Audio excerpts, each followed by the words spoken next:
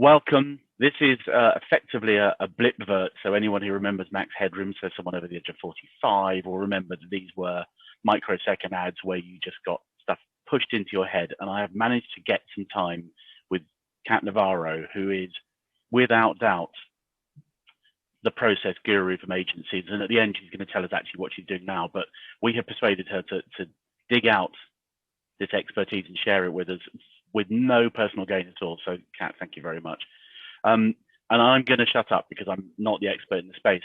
But this conversation came from a previous workshop I did with some agency leaders who were talking about process, and they all recognize and acknowledge process as something that would be beneficial, but they don't know how to approach processes, or they're slightly scared of it. So I thought, I know the person who can, in 5 minutes, put us all straight on this. It's Kat Navarro. Kat, at the end, we'll have a quick catch up on what you're doing now, but do you just want to pile straight in and give us your thoughts on this, please? Yeah, absolutely. Well, thanks for having me, Andy. Yeah, look, I've worked with quite a lot of agencies in the past, and also other SaaS companies as well. And actually, I find that all companies can be quite scared of processes. I think there's a fear that doing any kind of process work will make them less agile. I think there's a worry that it's work that people don't have time for. Like, how do we stop and just spend time to kind of think about our processes, and is it even going to add any value? Or it's just a feeling that it's a bit too hard, and just a bit of uncertainty of where to start. But I really believe that it's possible to take quite a light and pragmatic approach to process work. But I think the first thing is about identifying when you need a process. And in my view, there's really only 3 reasons why you need to do some process work. So firstly, because there's a pain point, something's just not working well. Maybe the quality of the work that you're producing isn't that great. Maybe your costs are starting to increase. Maybe things are just moving a bit too slow. So this tells you that something that you're doing is wrong. And it's really important just to work out why and to do something differently. The second reason is because maybe you're spending a lot of time training new starters or answering questions to staff on what to do. And you see that happening as agencies start to grow and hire lots of people, and they're realizing, gosh, it was easy when a couple of people knew what they were doing, but now there's a whole bunch of people that we need to train. So that tells you that people want clarity in training, and it's worth mapping things out.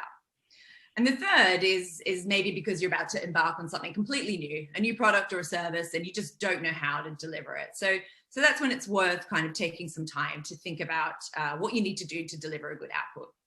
And I like to take there's so many schools of thought on process engineering and things like that, but a really simple one that I like is the Ipo approach. So input, process, output. And I like to think of it as making a cake. And I am a former sort of trained chef, so a lot of my examples tend to use food. Very appealing, Kat, I've got to say. So I mean, making a cake, you can wing it, but you'll probably produce something that's pretty awful. And if you do produce something good, if you asked 10 other people to do the exact same thing, are they going to produce something good? And even if you do have a recipe, are you going to be quicker if you just kind of rummage around for the ingredients step by step as you go? Or is it better if you just get all your ingredients together, get really, really organized, and then kind of make the recipe? And when making a cake, do you like to see a photo of what it looks like at the end so you know what you're aspiring to? And I kind of think process work is a bit like that. So IPO, the input are your ingredients.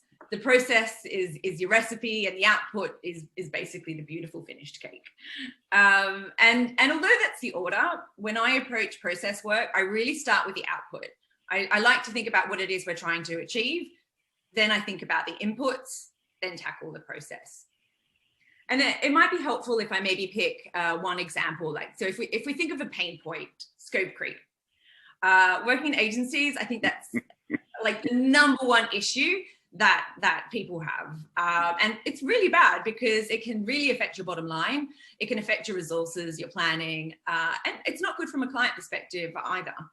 No one wins with scope creep. So the first thing is asking why this is happening. And I have to say that this is the most important step when it comes to any process work. You can't fix something if you don't know why something is going wrong. You know, is it that you don't have agreement on the brief? So it's not clear what's in and out of scope. And if you're not clear, then, you know, it's natural that people are going to want to make changes or things are going to creep.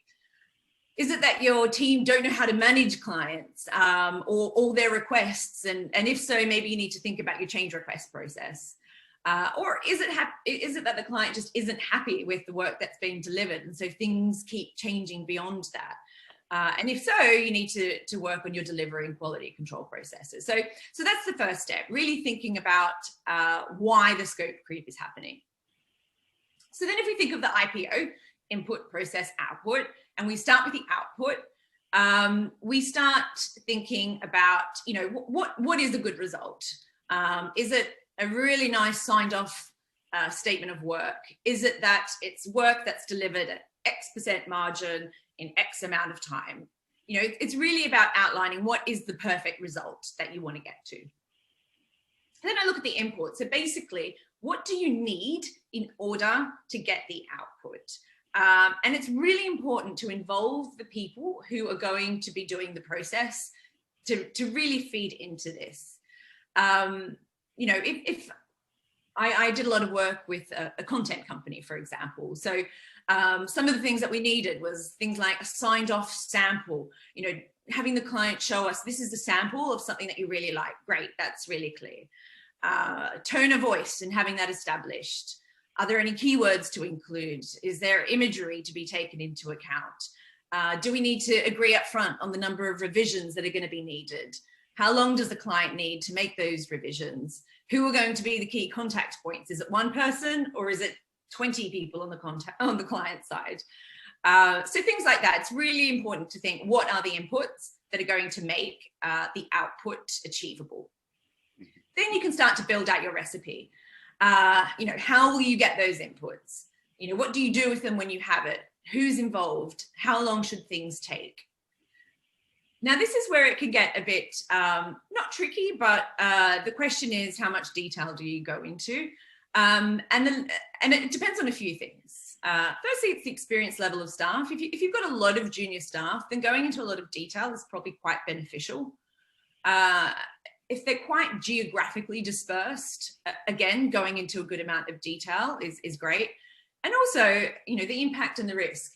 If this is something that's really going to affect your bottom line, then you're probably going to want to go into a lot of detail. But, you know, if this is something that's quite simple, you've got a really experienced group of staff, then it doesn't have to go into much detail. It just needs the thought. And I always say, when in doubt, start light. Just start with something light, write up what you think will work, test it out. If you're happy with the output, if the pain point goes away, that's great. And if not, you ask why, you go back and you do the process again. So it's really, really simple. You know, for me, you know, process design isn't a chore.